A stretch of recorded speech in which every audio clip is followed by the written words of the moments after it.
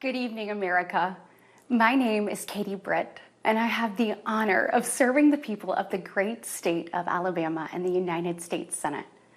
However, that's not the job that matters most. I am a proud wife and mom of 2 school-aged kids. My daughter Bennett and my son Ridgway are why I ran for the Senate. I'm worried about their future and the future of children in every corner of our nation. And that's why I invited you into our home tonight. Like so many families across America, my husband Wesley and I just watched President Biden's State of the Union address from our living room. And what we saw was the performance of a permanent politician who has actually been in office for longer than I've been alive. One thing was quite clear, though. President Biden just doesn't get it. He's out of touch.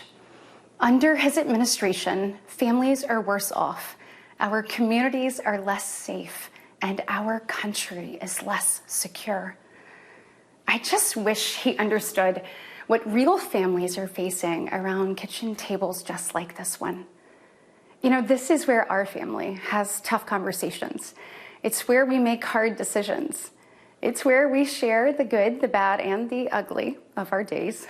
It's where we laugh together, and it's where we hold each other's hands and pray for God's guidance. And many nights, to be honest, it's where Wesley and I worry. I know we're not alone. And so tonight, the American family needs to have a tough conversation, because the truth is, we're all worried about the future of our nation. The country we know and love seems to be slipping away, and it feels like the next generation will have fewer opportunities and less freedoms than we did. I worry my own children may not even get a shot at living their American dreams. My American dream allowed me, the daughter of 2 small business owners from rural Enterprise, Alabama, to be elected to the United States Senate at the age of 40. Growing up, sweeping the floor at my dad's hardware store and cleaning the bathroom at my mom's dance studio, I never could have imagined what my story would entail.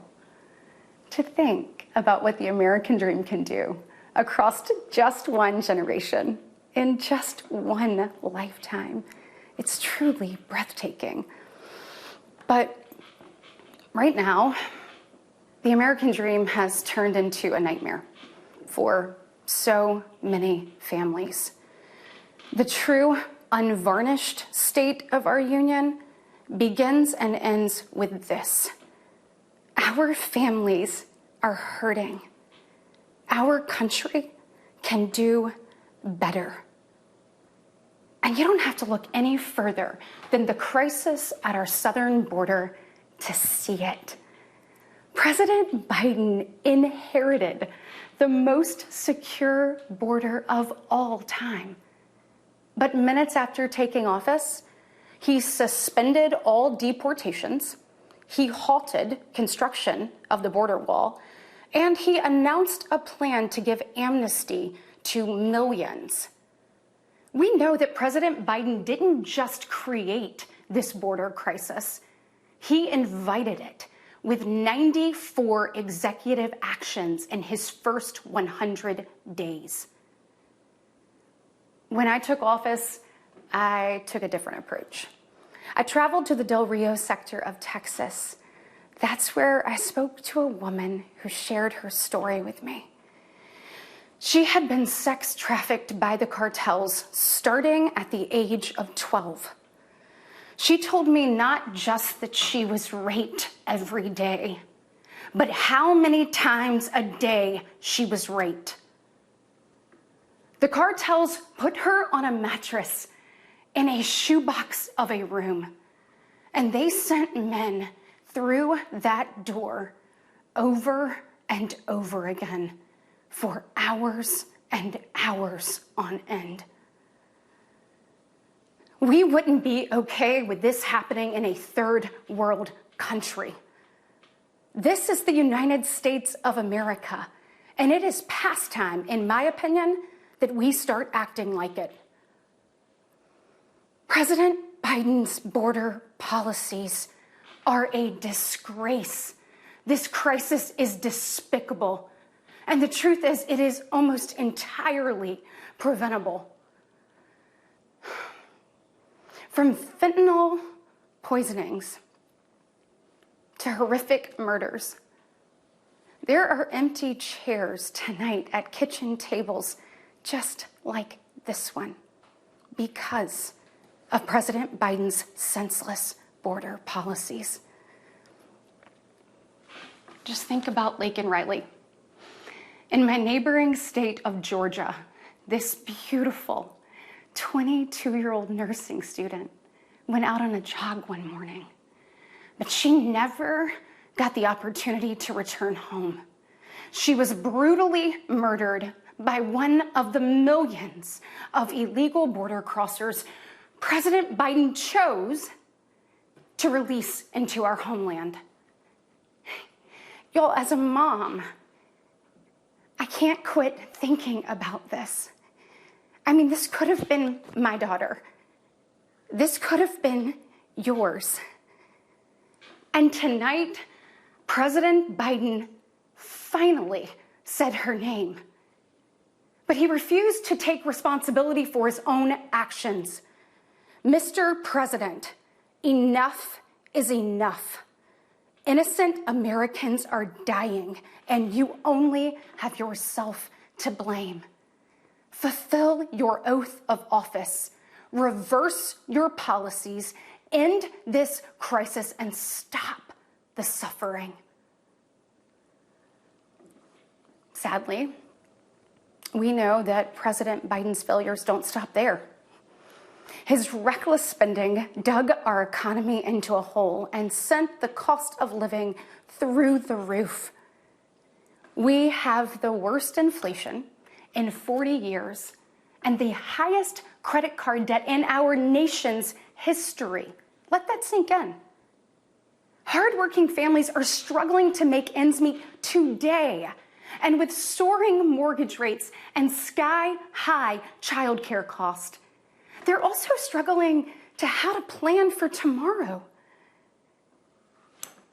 The American people are scraping by, while President Biden proudly proclaims that Bidenomics is working. Goodness, y'all, bless his heart, we know better. I'll never forget stopping at a gas station in Chilton County one evening. The gentleman working the counter told me that after retiring, he had to pick up a job in his 70s so that he didn't have to choose between going hungry or going without his medication. He said, I did everything right. I did everything I was told to do. I worked hard, I saved, I was responsible. He's not alone. I hear similar concerns from fellow parents, whether I am walking with my friends or whether I'm at my kids' games. But let's be honest, it's been a minute since Joe Biden pumped gas, ran a carpool, or even pushed a grocery cart. Meanwhile, the rest of us see our dollar and we know it doesn't go as far. We see it every day. And despite what he tells you, our communities are not safer. For years, the left has coddled criminals and defunded the police, all while letting repeat offenders walk free. The result is tragic, but foreseeable. From our small towns to America's most iconic city streets, life is getting more and more dangerous.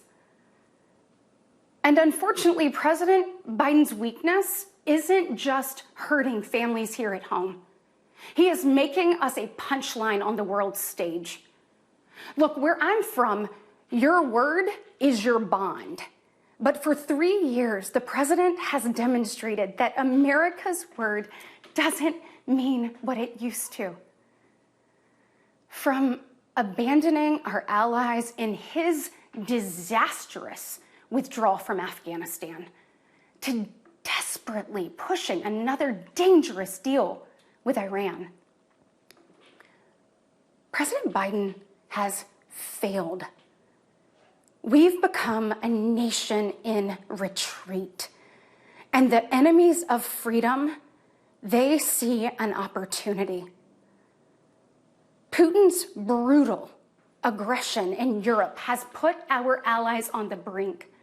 Iran's terrorist proxies have slaughtered Israeli, Jews, and American citizens. They've targeted commercial shipping, and they've attacked our troops nearly 200 times since October, killing 3 U.S. soldiers and 2 Navy SEALs. Meanwhile, the Chinese Communist Party is undercutting America's workers. China is buying up our farmland, spying on our military installations, and spreading propaganda through the likes of TikTok. You see, the CCP knows that if it conquers the minds of our next generation, it conquers America. And what does President Biden do? Well, he bans TikTok for government employees, but creates an account for his own campaign. Y'all, you can't make this stuff up. Look, we all recall when presidents faced national security threats with strength and resolve. That seems like ancient history. Right now, our commander-in-chief is not in command. The free world deserves better than a dithering and diminished leader. America deserves leaders who recognize that secure borders, stable prices, safe streets, and a strong defense are actually the cornerstones of a great nation. Just ask yourself, are you better off now than you were 3 years ago? There's no doubt we're at a crossroads, and it doesn't have to be this way. We all feel it. But here's the good news. We, the people, are still in the driver's seat. We get to decide whether our future will grow brighter or whether we'll settle for an America in decline. Well, I know which choice our children deserve, and I know the choice the Republican Party is fighting for. We are the party of hard-working parents and families, and we want to give you and your children the opportunities to thrive. And we want families to grow. It's why we strongly support continued nationwide access to in vitro fertilization. We want to help loving moms and dads bring precious life into this world. Wesley and I believe there is no greater blessing in life than our children. And that's why tonight, I want to make a direct appeal to the parents out there, and in particular to my fellow moms, many of whom I know will be up tossing and turning at 2 a.m., wondering how you're going to be in 3 places at once and then somehow still get dinner on the table. First of all, we see you, we hear you, and we stand with you. I know you're frustrated. I know you're probably disgusted by most of what you see going on in Washington, and I'll be really honest with you, you're not wrong for feeling that way. Look, I get it. The task in front of us isn't an easy one, but I can promise you one thing. It is worth it. So I am asking you, for the sake of your kids and your grandkids, get into the arena. Every generation has been called to do hard things. American greatness rests in the fact that we always answer that call. It's who we are. Never forget, we are steeped in the blood of patriots who overthrew the most powerful empire in the world. We walk in the footsteps of pioneers who tamed the wild. We now carry forward the same flame of freedom as the liberators of an oppressed Europe. We continue to draw courage from those who bent the moral arc of the universe. And when we gaze upon the heavens, never forget that our DNA contains the same ingenuity that put man on the moon.